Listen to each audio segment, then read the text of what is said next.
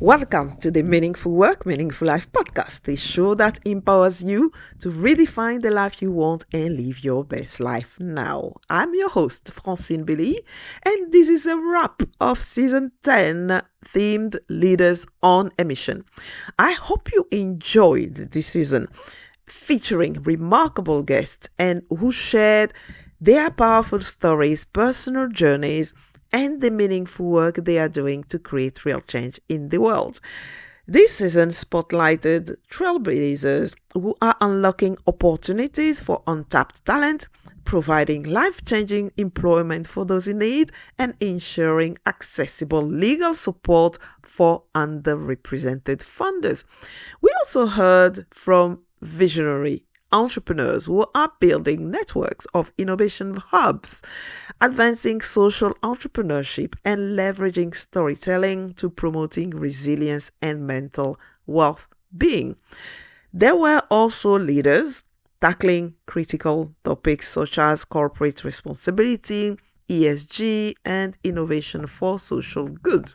So to celebrate this season, here is a collection of my favorite moments. So if you haven't already, I will highly recommend that you go back and listen to episode 114 to 123. So each episode offers a unique lens on leadership, featuring stories designed to inspire action and encourage you to align your work with a deeper sense of purpose. Whether you are an entrepreneur, a leader, or someone searching for your true path, I hope this season offered something that resonated with you. So let's dive in. So actually, we need to know how this happened and actually focusing on marginalized community. How this happened, what motivated to make this? So I suppose the order would be knowing people from the marginalized communities first. So I'm teaching at this point, but say people who are going to the church that I'm going to, they've been in prison, they've been homeless, they've been struggling with life. So now I'm aware of those people, know them, would call some of them my friends. So there's that bit comes first. Then in 2006, went to Kenya with my wife. She was training to be a doctor at the time, and we got a bit of time to go around the country. Saw actually it was a church in northern Kenya running businesses that were making a huge difference in the community. It was a poor area, but they were helping the surrounding area. It was amazing. They were taking food outwards when you'd think it naturally would have been coming in. And I was like, what is happening here that this is the complete opposite to what I would have expected? And the answer ultimately was they were running businesses that were creating jobs, creating wealth, and then distributing it out amongst the local area. I thought it was amazing. I'd never seen a business run like that. I'd never seen a church running a business. So I think this is 2006. That's probably what sparked something in me. And then it was a year later with a year of frustration, feeling like someone needs to help the kind of people that I was talking about before. They're fresh out of prison. Their lives have changed. They can't get a job. And I, as a teacher, I would have been saying things like, oh, I could help you with your CV, or I could help you with interview practice. I think there's loads of us that would like to help, but there were no employers, none. So in the church I was at, and I was getting really frustrated about that. Someone needs to do something about this. And you can tell where I'm going here. So like that sense of like that someone needs to do it. Someone needs to make a difference. For me, I would say it is a God thing, as in I heard God speak to me on a Saturday afternoon, and then on a Monday morning, I handed in my notice. So what was he saying? What did you hear? Yeah, it was short and sweet, as in, so without going through the whole day and the context, basically felt I was saying, God, someone needs to do about this, and heard him speak back to me saying, right, well, you do it then. Yeah, so I would like to delve into a bit more the storytelling aspect of your work, and you also see storytelling as a powerful tool also to transform our lives. Absolutely. And I'd like to actually help us to break that down. How can we use story to create meaning, especially and reimagine our life, especially if we find ourselves stuck and then repeating the same story and same story and same story again? How can we change our story and get some more empowering story in our life? Well, I think the first thing to do is to notice that you're doing it and to understand that the way you see the world around you is how you experience the world. So let me give you an example that's out of the mental health context. Here in the United States, former President Trump is running for office, and he has been convicted on 34 felony counts. That is what I call a data point. That's simply a fact. It has no meaning in and of itself. He was convicted of these charges. Yeah. There are some people who say it was a witch hunt, this is unfair, it's a political move, you're trying to discredit him and he's a good guy. If that is the story that you tell around that fact, you will live one way and see the world one way. There are other people who say, wow, we've never had a convicted felon run for this office. It would disqualify you from many jobs in the United States. Why doesn't it disqualify you from this one? And I really have to consider whether I think this person is fit for this office. It's the same data point. Person X is convicted of these crimes, but those people live in a very different world and see the world in a very different way than the first group. So if we can understand that our worldview, the stories we tell ourselves around these data points, because that's how the brain works. The brain is inundated with information and it cherry picks information and creates meaning around it. That's how our brains work. So if we understand that these are just stories. What actually would you say in your background, when you grew up, so to come to this actually realization and doing with your passion for social justice and challenging corporate norm, is there anything from your childhood that actually can inform that? Or is something that you just develop over the time? I would say it was kind of a cyclical journey, because as a child, I think a lot of kids, and you see this in politics and like Greta Thunberg, and like just the kids they have their morals set straight. They're not corrupted by living in the real world as much. And, they get it. My parents were immigrants. I saw numerous instances of discrimination against them. And it didn't make me bitter, but it made me really aware of how society treats the more vulnerable categories of, of its population. And I would say I considered being an immigration lawyer, and props to all immigration lawyers out there, because that is a tough job. It is really can be very depressing because convicts have more rights than immigrants in the US in a lot of situations. I mean, not to say that convicts have a lot of rights. That's also another area of problematic oppression. But, that is, but I actually realized I could not do that day in and day out. It was too much. It would have ground me down. I would have burnt out. So I had enough self-preservation and self-awareness to know that can't be it. When I was at the big law firm, I did do pro bono work, VAWA, Violence Against Women Act, like pro bono cases and things like that. But I knew that I could not do immigration work all day. But I always, I always felt like this was something I knew and cared about. But my affinity was for this corporate work. I always really kind of just understood contracts, understand corporate structure. It just was easy for me. Like when I learned constitutional law, I was like, this is so confusing and made up, and like it feels tortuous and just I don't know. There's no logic in my mind. Whereas for contracts, it kind of made sense to me, more logical. So I wanted to pair that logic, or rather that affinity for something that I'm good at, with a meaning. And I didn't realize I needed the meaning until pretty far on in my career, right? Like 13 years in, I'm like questioning, because I was at this boutique law firm. I was a partner. I'd been partner for 5 years. Everything on paper looked right. But I wasn't happy. No meaning. Exactly. And also, you just mentioned the ESG earlier. There is a lot of backlash right now, especially in the US, against ESG and D&I and all those things. So, what's going on in there? Why do you think that, in the middle of pandemic, everybody was talking about D&I, etc., etc., and then now suddenly it started to become like, in French we say la bête à abattre. That means that means, what we really don't want to do. So what's going on? What's happening with, Yeah, I mean, it is very, yeah.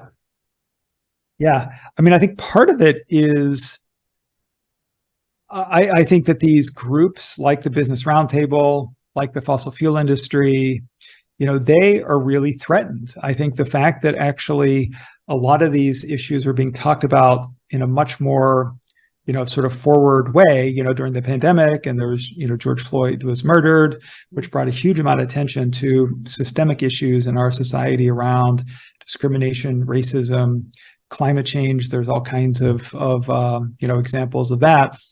And so many people, I think, were coming out, sort of powerfully and saying this was important. Investors like Larry Fink, who's the CEO of BlackRock, was saying companies should be, really focused on their climate issues. I think this has been, the pendulum is really pushing back in the opposite direction. And the climate example, I think, really shows this very clearly.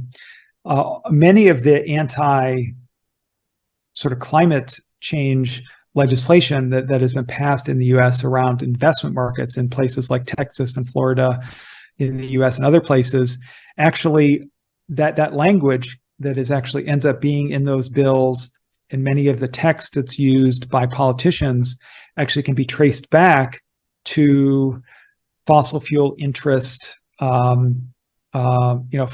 funded think tanks like the Heritage Foundation, these other, right-wing think tanks that are funded by people like the Koch brothers who make their money through fossil fuels. So I think a lot of it is, it's a backlash, and it's a backlash funded by self-interested industry people in the fossil fuel industry, particularly on the climate topic. And so I think this is something where, we need to be, vigorously, sort of fighting back against, because one of the, and I think the companies know this.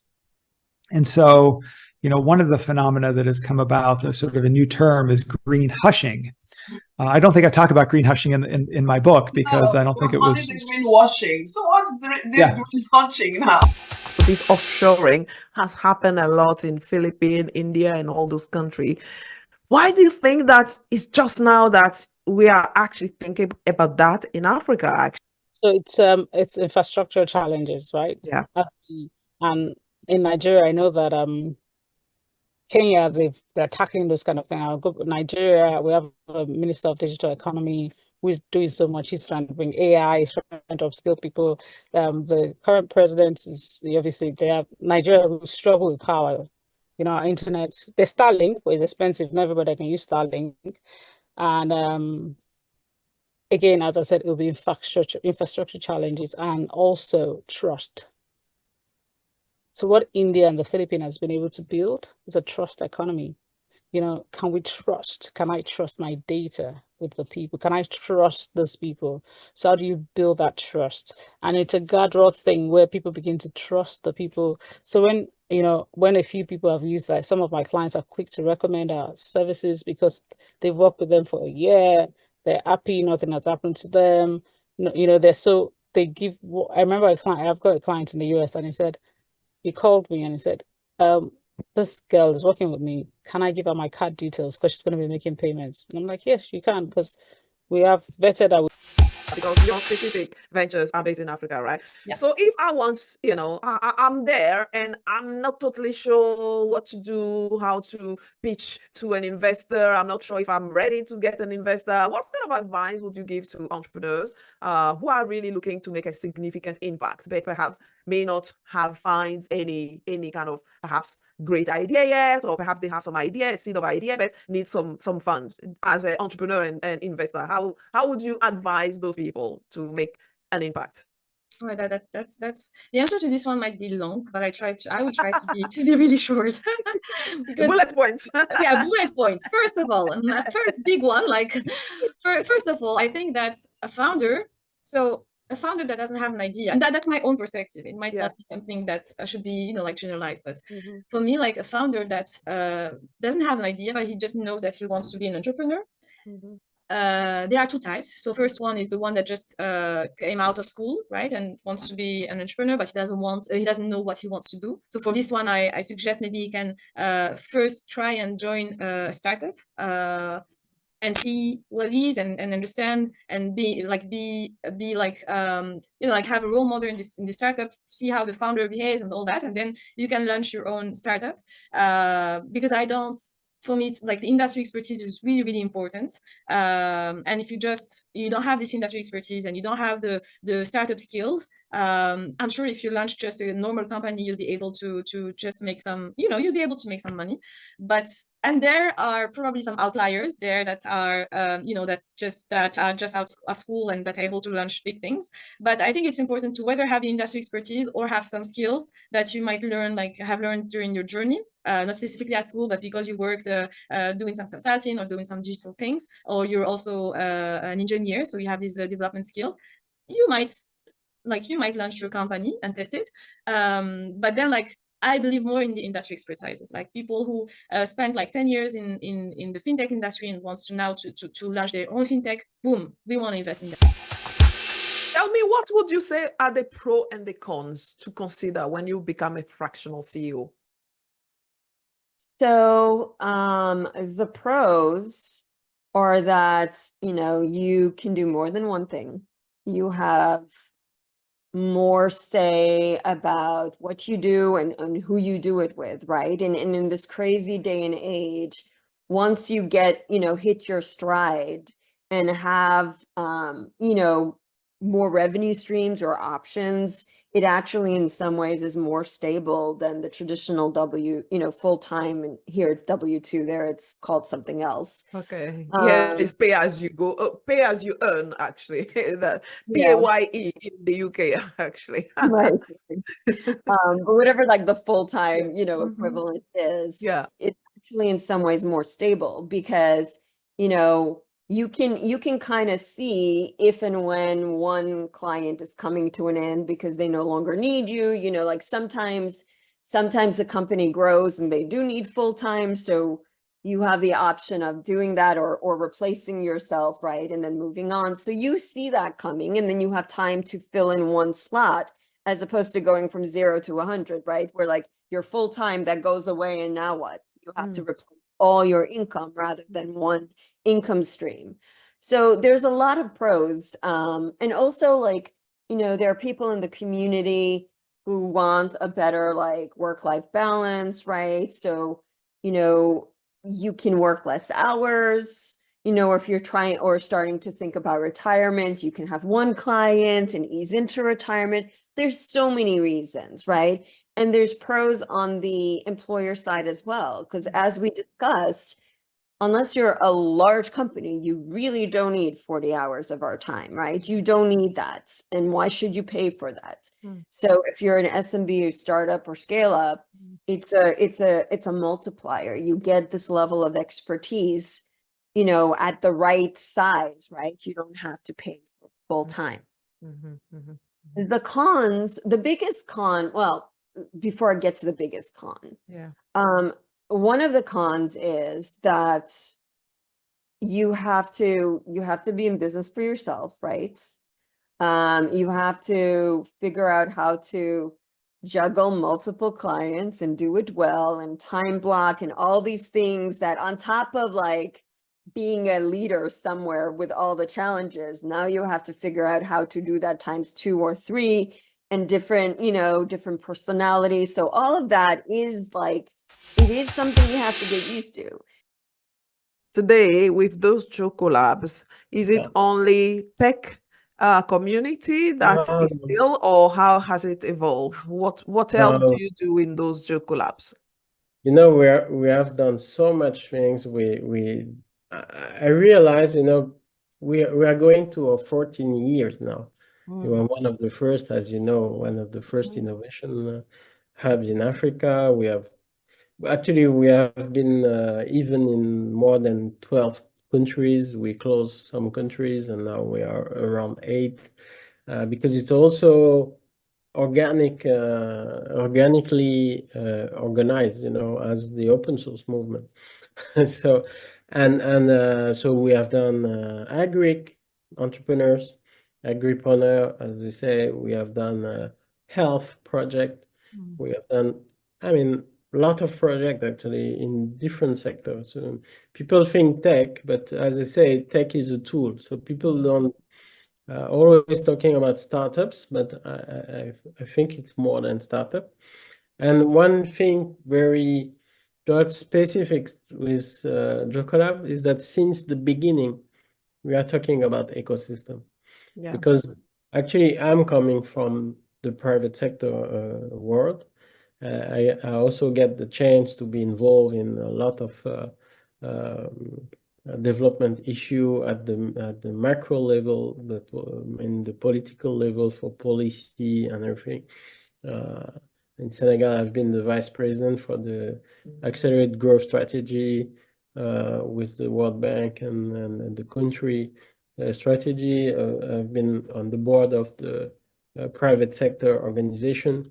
So with all that view, I believe that we need to have an ecosystem that is really virtuous. That means the big corporation, the international corporation, the local, the government, the bank, the education sector, we need to all work together.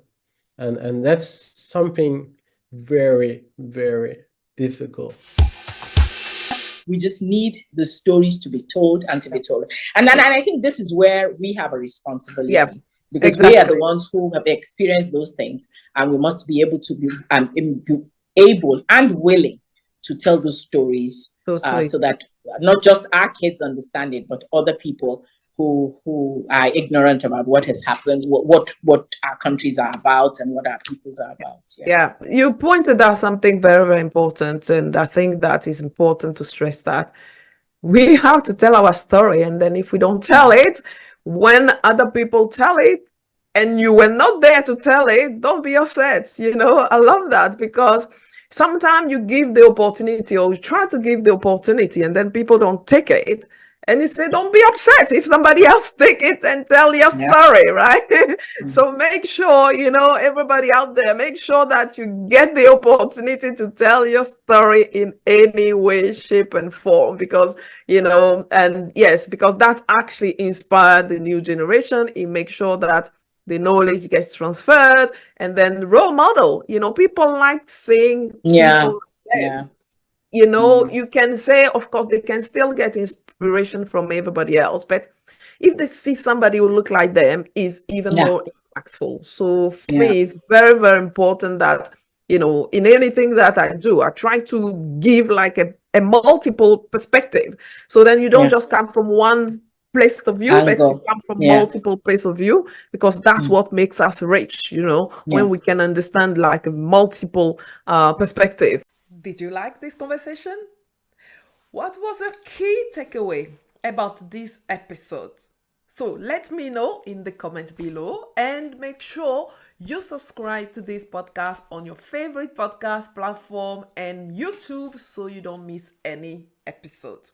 And to hear more incredible stories and get the show notes and other free resources, visit francinebeleyi.com/podcast. That's Francinebeleyi.com/podcast. And I will see you next week for another episode of Meaningful Work, Meaningful Life podcast. Until then, dream, act, and make an impact. Lots of love.